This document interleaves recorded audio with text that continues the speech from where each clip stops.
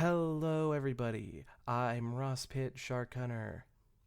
You might notice that this episode is not only 1 day late, but 2 days late. Yes, I am deeply sorry about that. Unfortunately, a lot of school did get in the way, and then there was something I had to do on Tuesday to not be able to cram it out. Normally, I would just have stayed up all of Monday night, but I had to do something else, and frankly, I was just too tired to get this out. So, unfortunately, I couldn't get that out on Tuesday either. So that's why it's out on Wednesday. But an announcement, I will be changing the schedule until my school semester is over. I will be changing the schedule to Tuesday at 12 p.m. So you're just going to have to wait another day. It'll be fine. You usually do that anyways, let's face it. Thank you for understanding. Unfortunately, yes, my schoolwork does come before this. This is not a job. But if you want to, if you want me to make a Patreon, go tell me in the comments of the Ross and Wizzy's Fanfiction Power Hour YouTube.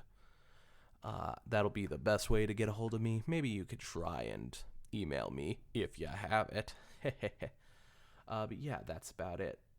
Sorry for the inconvenience, but that's just how it's gonna have to be.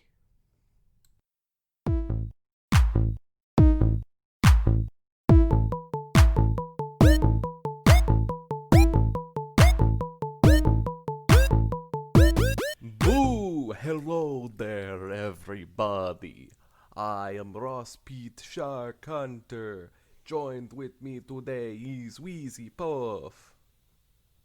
What is that? It is my spooky voice. Really? Unless you're talking about me outside your window right now. Well, it certainly is frightening. Thank you. Today we are going to read a spooky Halloween fanfiction. For Halloween. Can you believe that Because- Halloween's already been going on for 2 months? Yeah, it's whack. Crazy stuff, man. Yeah. Apparently we're already in October when we're recording this. Back in May.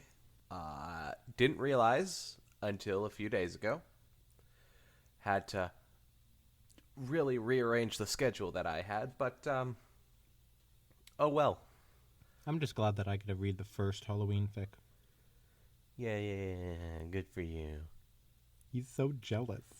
So yeah, it's time for Spooky Times with To Forgive a Nightmare by Brony Dad. Chapter 1, Nightmare Night. The only chapter.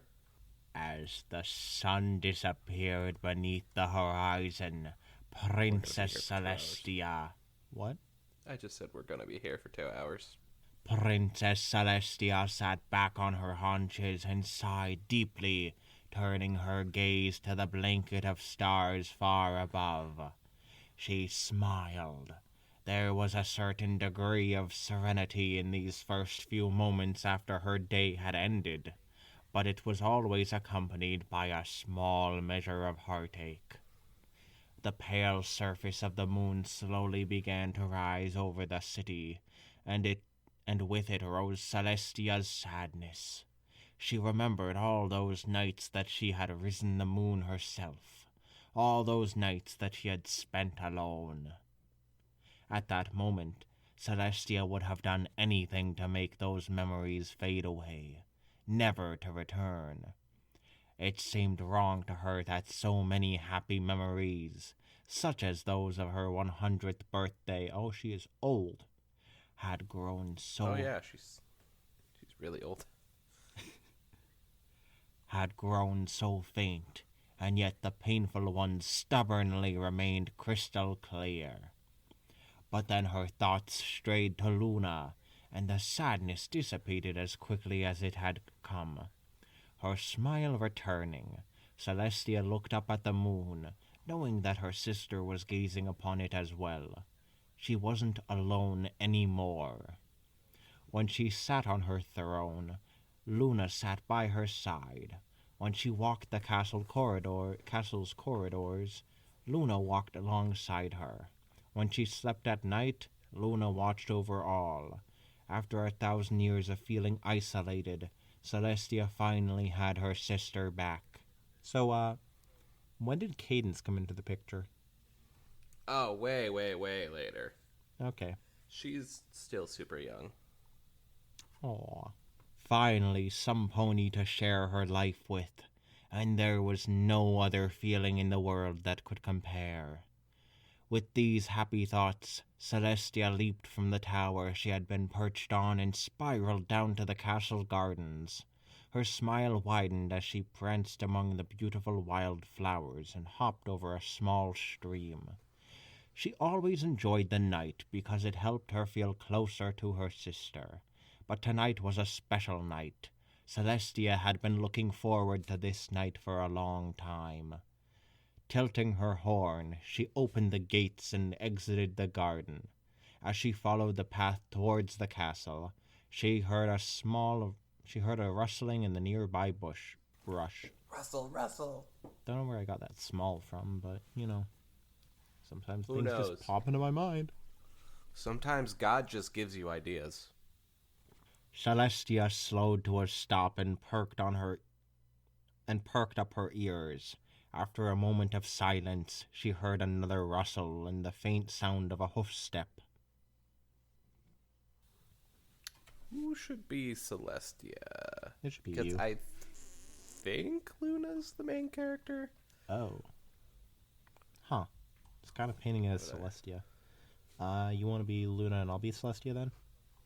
I guess. Really change things up. Yeah. Ooh. Who's there? She called out as she straightened to her full height and cast a light from her horn in the direction of the noise. As she swept the light over the numerous trees and bushes, she demanded, "Show yourself." There were very few that dared to sneak up on her in the dark. It could be an adoring citizen on the castle grounds illegally and now too afraid to approach her, or it could be some pony with ill intent. She could not act too brashly for fear of the former, but she could not become so lax that the latter might strike her effectively. Her ears flattening against her head and her eyes narrowing, Celestia took a step forward. Not my bones gonna gobble you up.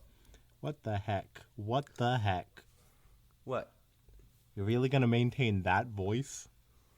Baby! Alright. You know what? I don't have a problem with it. Luna shrieked as she sprung up from the darkness. With a shout of alarm, Celestia raised a protective barrier around herself. Luna grinned ear to ear as she reared up and placed her forelegs on the barrier. Gotcha! You should see the look on your face. And you also should all go see the actual fan fiction. I forgot to mention that first and foremost. Read the fan fiction before you go listen to this.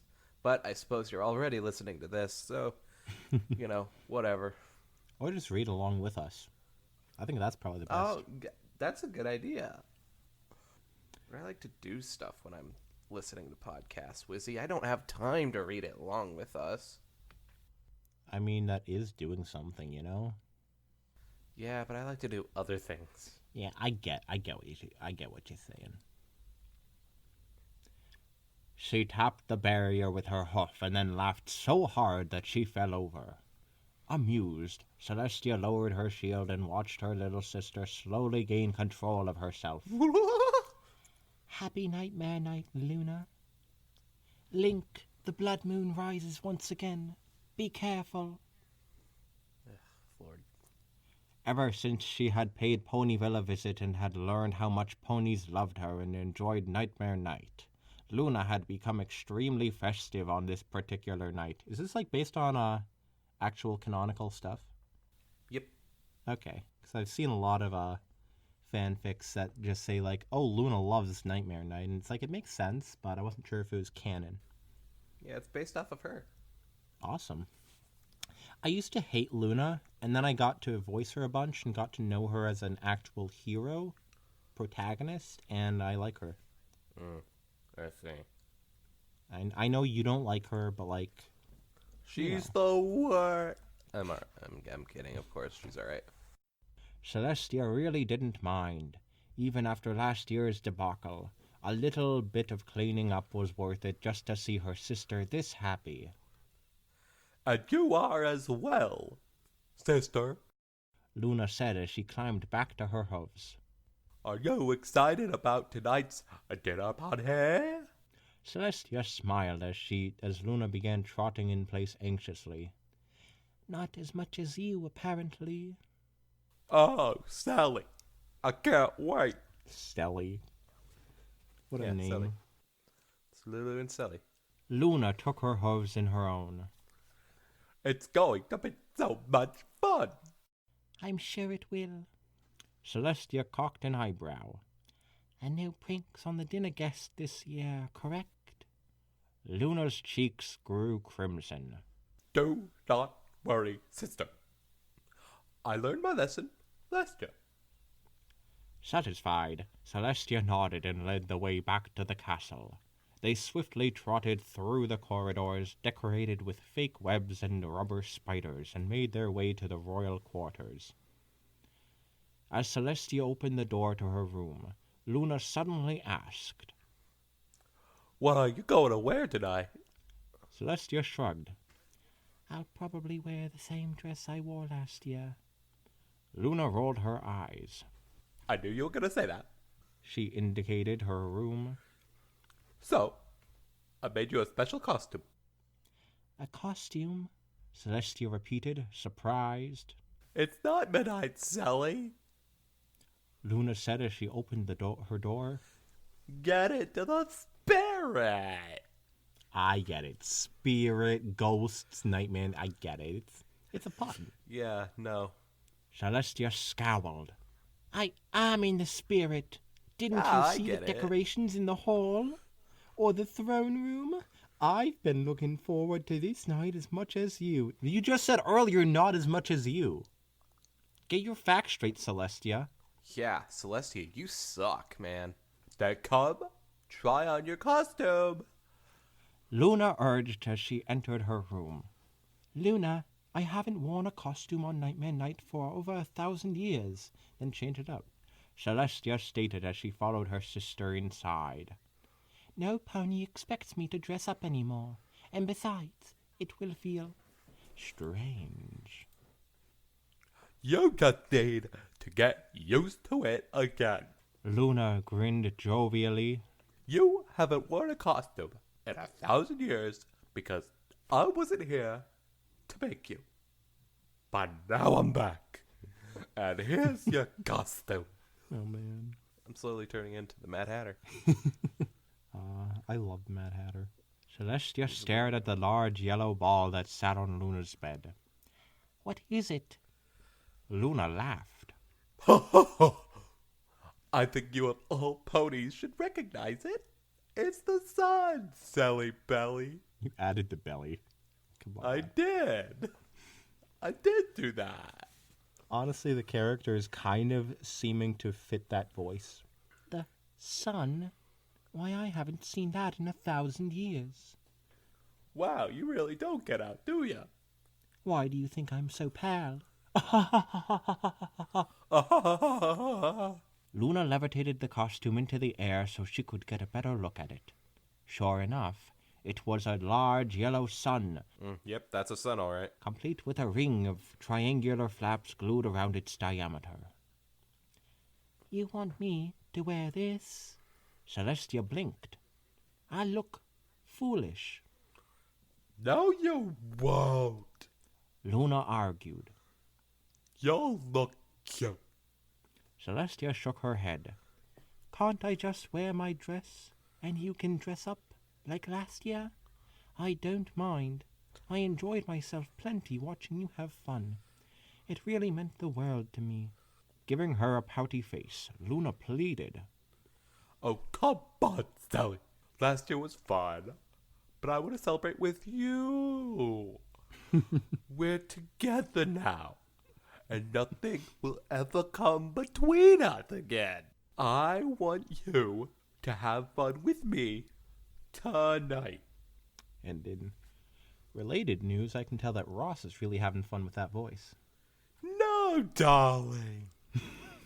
With a frown, Celestia studied the costume as it gently floated back onto the bed.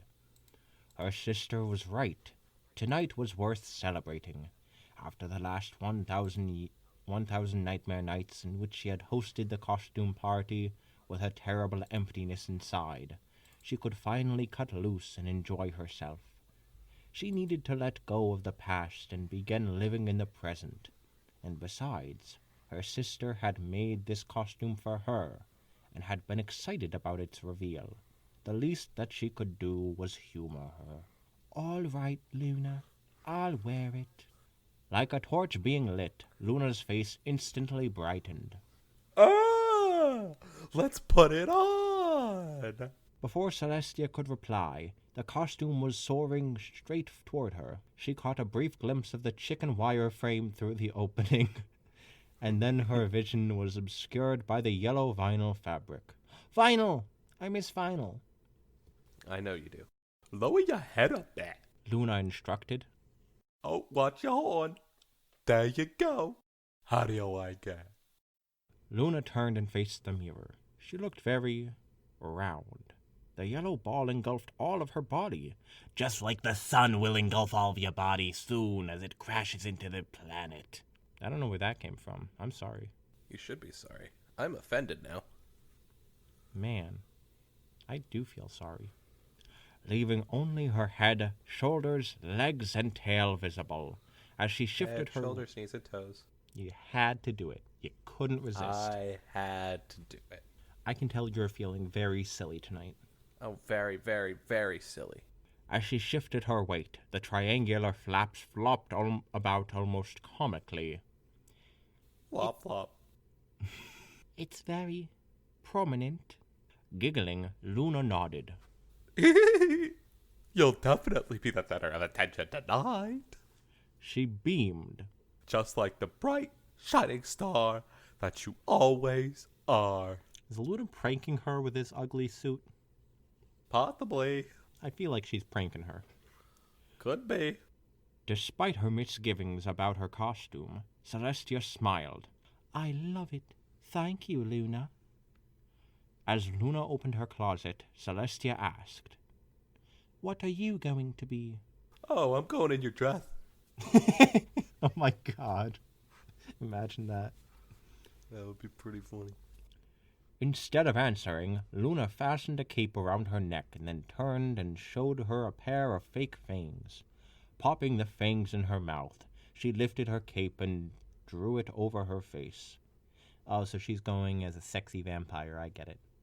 Gazing at her over the edge of the cape, Luna hissed. I'm a vampire, a creature undenied. I'm about to take your blade. Combining all of that voice together. It's just a mess. Without warning, she leaped forward. Technically, it would be left, but okay. And galloped a circle around Celestia before skidding to a halt and baring her fangs. Bleh, bleh, bleh. Celestia smirked. Well then, Miss Vampony, I suppose you wouldn't be a very big fan of me. She lifted an eyebrow. The sun? What's that? Well, that's the... it burned. Luna cried, and then she bounded out of the room. See you at the party, sister. Laughing, Celestia headed out of the door. Ha ha ha. But the laughter quickly died as she got stuck in the doorframe. She attempted to force her way through, but immediately stopped when she felt the costume's frame begin to bend. Not wanting to damage it, she slowly started to back out, but again felt the pressure on the wire frame. Oh, for the love of... With a flash of light, Celestia teleported into the center of the hall. There you go, Celestia. Checking to ensure her costume was still in one piece, she sighed. I look ridiculous. She trotted to the end of the hall, and as she rounded the corner, she heard some ponies shout, Boo! as several rubber bats and spiders suddenly dropped on her head. With a cry of surprise, Celestia fell back onto her haunches as the rubber pests bounced wildly on their strings. Further ahead, the two guards standing watch began to snicker. Nice prank, Luna, Celestia called with a hint of annoyance. Somewhere from the darkness above, she heard her sister laugh. Shaking her head, Celestia started down the hall, but came to a stop in front of the chuckling guards. Please don't encourage her. Still smiling, the two bowed their heads obediently. Obviously, Luna had come to the decision that since she couldn't prank the guests this year, she'd settle for pranking just her. Celestia supposed that she could have seen this coming. Luna enjoyed this night too much to simply give up her pranks. This realization brought with it the knowledge that the way to the dining hall was sure to be filled with additional pranks. After a moment's hesitation, she elected to take a shortcut through the library. She doubted that Luna would have anticipated that. She continued down the hall and took the first available right, moving at a brisk trot. The large double doors of the library soon came into sight, but just as she was nearing them, the torches all extinguished. Welcome to the shortcut of doom! Came Luna's voice from somewhere behind her. She only strained to see in the near-perfect dark for a moment before lighting her horn. Casting the light around her, she found that she was alone. Oh, just like before. It's so sad. Oh. A sudden creaking caused her to jump, and turning, she found that the library doors had opened. Rolling her eyes, she stepped into the library. Luna, this isn't... The doors slammed shut behind her, causing her to start. This isn't funny. I don't think it is. The library was dimly lit by a small fire that was burning in the fireplace. The fading light cast ominous shadows along the far wall, and as she watched, one of the shadows unexpectedly moved. Celestia spun and shone the light where she believed the shadow originated from, but found nothing. Without warning, the fire behind her suddenly roared to life, filling the room with bright light and a fierce heat. With a cry, Celestia whipped around in time to see the fire die down. A moment later, she heard a fluttering sound behind her. As she turned, a floating book slammed shut right in her face, eliciting a gasp. Smiling slightly, Luna waved at her sister. Brightly. Smiling brightly, Luna waved at her sister before slipping through a door on the opposite side of the room. Her brow furrowing, Celestia galloped after her. This was getting ridiculous. Celestia had never minded pranks in the past, and had even been known to play some on others from time to time. But yeah, sometimes I engage in the, saran wrap around the toilet seat. Ah, the mystic arts. Wait, do ponies use toilets? What was the conclusion we came to on that? Yes, they do. Or at least they use outhouses. Okay. This was getting ridiculous. Celestia... Oh, never mind. Wah. But Luna needed to tone them down. She was going to catch up to her, and she just got stuck in another door. Grumbling under her breath, Celestia once again disappeared in a flash of light and reappeared in the center of the hall. Without even sparing a glance at the costume, she headed towards the large doors at the end of the hall. She considered taking the costume off, but knew that Luna would be disappointed if she arrived at the dinner party without it. Okay, but, teach her a lesson, Be like, I ain't gonna put that on if you're gonna keep pranking me, sis. Mm-hmm. You can have it one way or the other. As frustrated as she was with her sister, Celestia would never do anything to upset her on this night. The door swung open and she passed through without incident. The corridor beyond was a straight stretch that led to the dining hall. It appeared that she had braved her sister's gauntlet and was now in the final stretch. Relieved, Celestia smiled at the two guards that straightened at attention as she passed. But then she heard Luna's voice. Oh! Suddenly, the jewelry box that she had gotten Luna for her birthday was floating in front of her face. With a sigh, Celestia said, "Luna, I can see a magical aura around the box." Oh! Luna repeated insistently as the jewelry box gently bumped into Celestia's muzzle. "What, do you want me to open it?" Celestia rolled her eyes as her magic enveloped the box. "Okay, fine. I don't know what." A dollop of custard fired out of the box and splattered onto her face. With a shout of surprise, she stumbled backward and wiped at her eyes as the box clattered loudly onto the floor. The sound of laughter echoed throughout the empty hall, and Celestia turned a scathing look at the two guards. Immediately, they composed themselves and straightened once more. Does she have, guards following her? Is that the deal? I think they're just different guards. Okay. After a brief moment of awkward silence, one of the guards cleared his throat. You look very nice in your costume, princess. "You don't mean that!" Yeah. The second guard nodded. It really shows off your figure. "Stop hitting on her. She's married." No, she's not. Oh. Then how does she expect to become a queen? There's that beautiful sound of dogs barking. Yeah, I'm just gonna wait a little bit. God only knows what I'd be without you. The first guard snorted and struggled to keep a straight face. Celestia's eyes twitched as she glared at the two of them. Ordinarily, she didn't mind the occasional wisecracking guard. In fact, she welcomed them as a pleasant diversion from the mundane routine of royal life. Maybe this is why you keep getting kidnapped. But there were times when they could be inappropriate. They made racist jokes, is what I'm saying, about earth ponies and Pegasi, and it was getting out of hand. As she straightened to her full height and prepared to reprimand the guards, she suddenly remembered that it was Nightmare Night. These two were just in a festive mood, and had no idea that Celestia was so frustrated.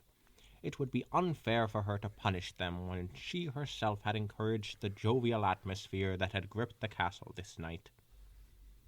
Fuck it. Punish. Her thoughts must have been plain on her face, for she noticed the guards' smiles had faded. "As you were," she said with a small smile. She heard their relieved sighs as she turned and trotted thank heavens. trotted toward the dining hall. Entering the dining hall, she found that most of the guards had already arrived. Guests. Oh my god. Most of the guests had already arrived. There you go. The room echoed with excited chatter and laughter as the costumed visitors seated themselves. Numerous torches burning in their brackets illuminated the room brightly, and each of the long tables held 5 golden candlesticks placed over the silk tablecloths. The ceiling of the room was decorated with streamers, banners, and several floating carved pumpkins. Why are they floating? Who's doing that? Ugh, spooky, man. No one's gonna question it, guys. I think we got ghosts. Ghosts in the castle, guys. It's not chill. How are you gonna be able to tell if there's ghosts in this world with all these magical unicorns? I know, it's weird. And an It's assortment dumb, of too. rubber. And an Please go assortment. on. And an assortment of rubber spiders, bats, and ghosts dangled from the chandeliers. Ah, ghosts! The castle steward turned to her as she entered, and with a frown he said, "You have something on your face." "Yes, I'm aware," Celestia mumbled as she grabbed several napkins from a nearby table and levitated them over to her. Quickly wiping away the custard, she asked, "Has every pony arrived?" He nodded. "Yes, Your Majesty. The servants are helping the last of them to their seats and will be ready for the feast." "Good." She was anxious to start the feast. Once Luna and herself were seated, then maybe they could start enjoying each other's company. "Have you seen my sister? Are you my mum?" The castle steward smiled. "She sure is full of energy tonight, isn't she? She's right over." He trailed off as he indicated the head table. While several members of the royal family were seated there, Luna was nowhere to be seen. Well, she was right over there. For the next several minutes, Celestia gazed around the hall for a glimpse of her sister as the guests finished finding their seats. She didn't know where Luna was, but she knew that she was in here somewhere. Her sister had been much too excited about this night, and Celestia knew that she would not risk missing it. Finally, it was time for Celestia to address the guests, and she moved to stand in front of the head table. The hall went silent as she stepped forward, and she gazed around at the amused faces staring at her. She couldn't believe that she was standing in front of all these guests in such a stupid costume. Ooh, can't go up to your sister like that. But it is a really stupid costume. Well, yeah, but like the stupider the costume, I got nothing. It's a stupid costume. It's a stupid costume. She welcomed them all to the castle and told them all how much this meant to her. She told them of the emptiness she used to feel and how Luna's return had brightened her life. She then thanked them all for being here and sharing this moment with her. I think you missed a line. Did I? Pushing her embarrassment aside, she began her speech. Pushing her embarrassments aside, she began her speech, yada yada. As she spoke, Blah, blah, blah. Celestia's heart warmed up to her sister. Already her frustration was melting away to be replaced with the love that she felt toward her for so often. By the time her speech was over, she was smiling heartily and wondering how she could have let something as little as a couple of pranks upset her. "Now, please, every pony, enjoy your meal," Celestia said as she took her seat at the head table. She then waited expectantly for the food to appear on their plates, but blinked when nothing happened. She is the food. Where was the food? She had arranged for it to magically appear on every pony's plates just after she spoke those words. What could have went wrong? Several guests suddenly began to ooh and ah. Ooh, ah. Glancing up, Celestia was surprised to find the food spiraling over their heads. One by one, the platters gently set themselves down on the table. Celestia rolled her eyes. She should have known that Luna was behind this. Hey, come on, it's cool. Not a prank. Not that she minded. The guests seemed to be enjoying the little show. But she soon grew worried as the platters of food began to flip and spin, urged on by the applauding ponies below. She slowly rose to her hooves as images of last year's mess flashed through her mind. "Luna, I think you need to tone this down a bit," Celestia called. Just then, two casseroles collided with each other, and one slipped off its platter and landed directly on Celestia's head. Her body went rigid and her eyes grew wide as she felt the gooey cheese cling to her mane and run down the back of her neck. Okay, but kinda feels nice, right? Yeah, it was kind of weird. Weird little, it's kind of satisfying. With a shudder, she lowered her head and scraped off the largest portion of the casserole onto the floor. Suddenly, laughter broke out among the guests. Perhaps they thought this was part of the show, or perhaps they just found humor in a platter of food being dumped on their princess. But whatever the reason for their laughter, it caused Celestia's heart to hammer and her face to grow hot as she was filled with indignation and anger. That's hot. She took out a knife and started slicing the ponies. If I'm being honest, totally something she'd do.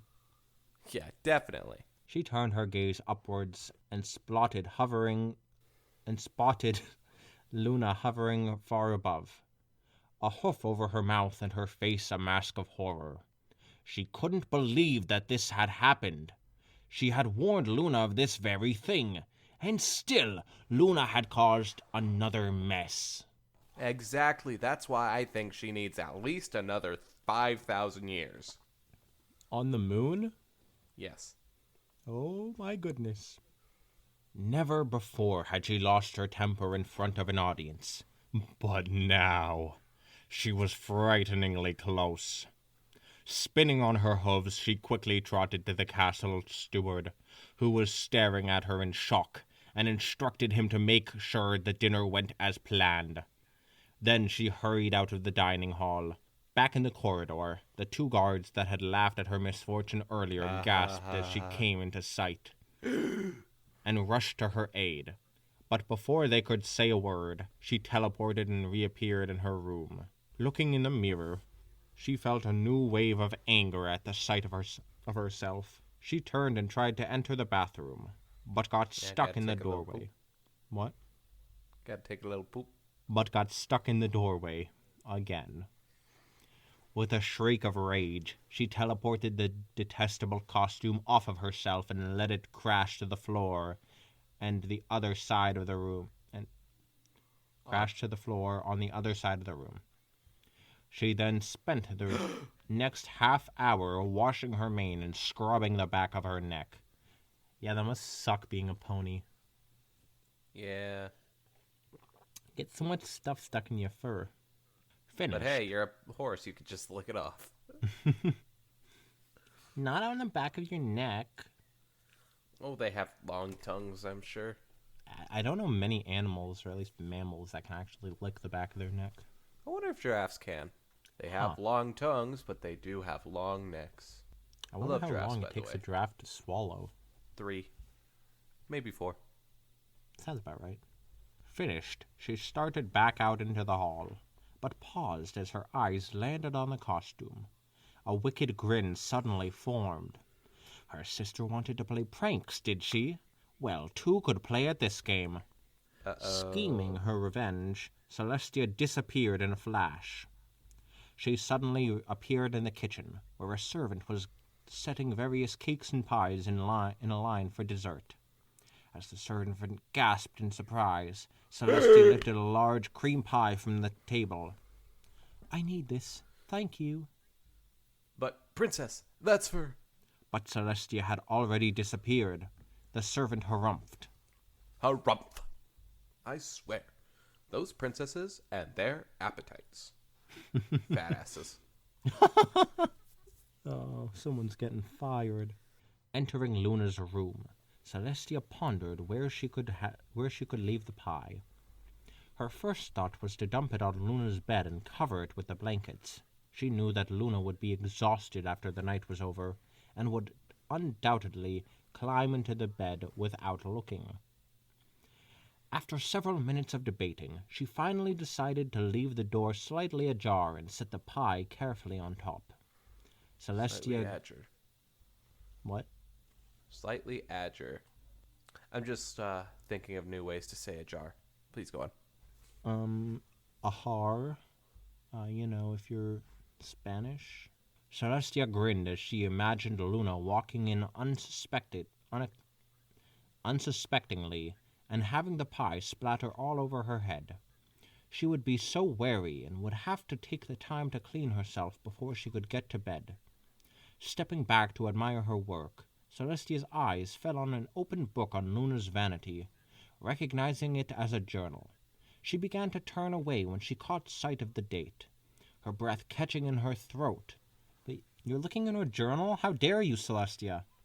That's pretty uncouth. Yeah, uncouth to the max. Her breath catching in her throat, she moved closer. It was Luna's journal entry on her first night back in Canterlot. She hesitated only briefly, and then began to read. I'm not sure where to even begin. I'm so overwhelmed. I've just traced the moon for the first time in 1,000 years. Celestia's asleep now. She has left me to watch over the night. She trusts me so much already, despite all that I've done. I was in her room. I was just in her room. watching her sleep. I lost track of how long I was in there, watching her slowly breathe in and out, and in and out, completely at peace. And I cried nearly the entire time. It seemed so surreal. I cannot describe in words how much I missed her, and watching her sleep filled me with both an incredible joy at seeing her at ease, and knowing that she will always be here with me, and a deep sadness for all the time we have lost. I am so ashamed of what I've done, so ashamed of the pain I have caused her, and I shall never forgive myself. And yet Celestia has forgiven me. For this, I love her more than words can express, and I vow her, and I vow here, and now, to never hurt her again. She has given me something that not many ponies are given, a second chance. I want to thank her, to do something to show her how much I love her. But there is nothing I can say or do that won't pale in comparison to her forgiveness. And so, I will try something else. I will do my best to overcome the guilt of what I have done. And I will live a happy life. That is the best way to honor her gift, to honor her and everything she stands for. I will always stand by her side.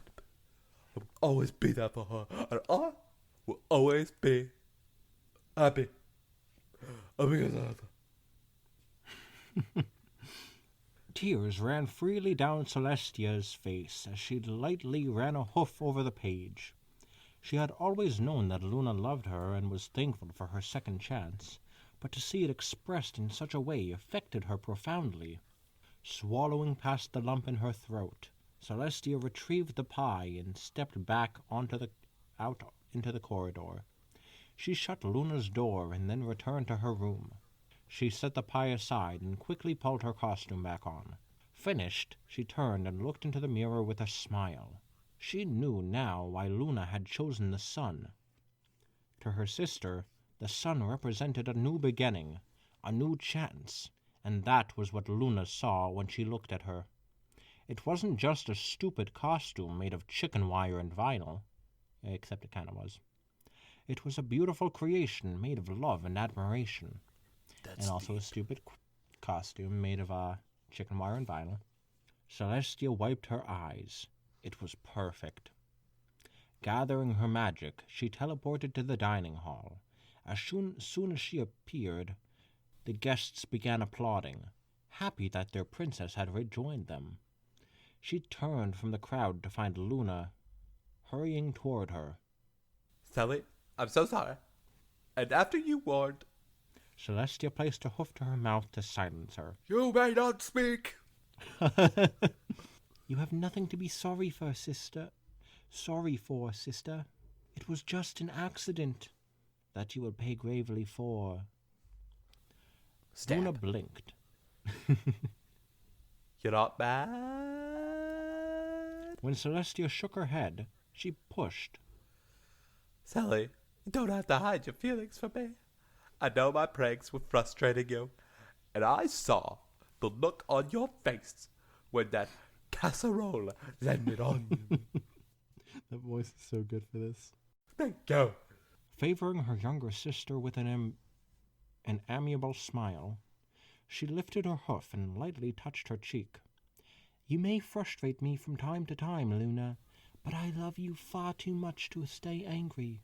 And as for your pranks, well, let's just say that they were a vast improvement over last year.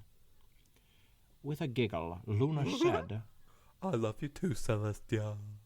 Now go mingle with the crowd and enjoy yourself. As Luna started off, Celestia suddenly remembered something.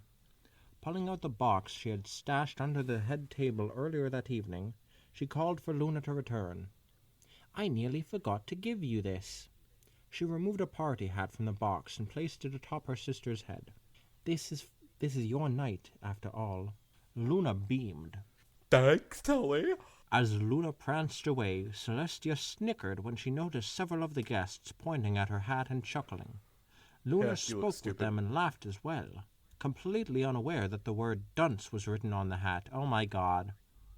How dare you, Celestia? That's pretty rude. Celestia grinned. She loved her sister very much and had completely forgiven her for her earlier grievances, but that didn't mean that she couldn't still have a bit of fun. Happy Nightmare Night, everybody! Yay! Oh, I thought that one was nice. I did too. That was To Forgive a Nightmare by Brony Dad. It was very sweet. Yeah. I wouldn't say it was that impressionable compared to some of the stories we've read. But I thought that it was a really nice read. It's Yeah. nice and feel good. Yeah, you know, man, I definitely felt something. You felt so. And darling. Absolutely. But yeah, I'm glad we read this for Halloween.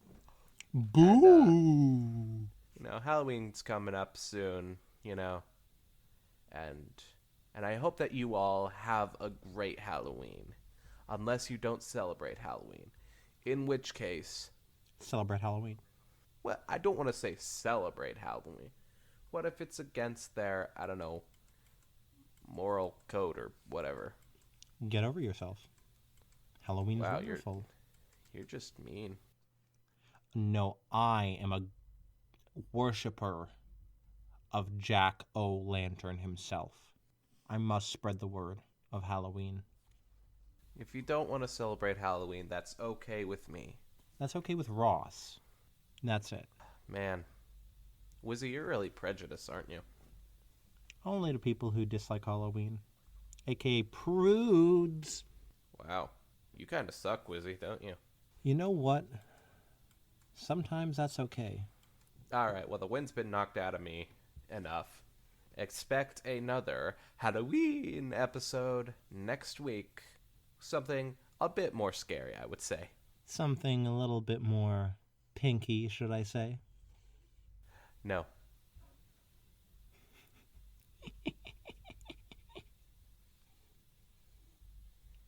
Not doing it. Like I said, it's not happening.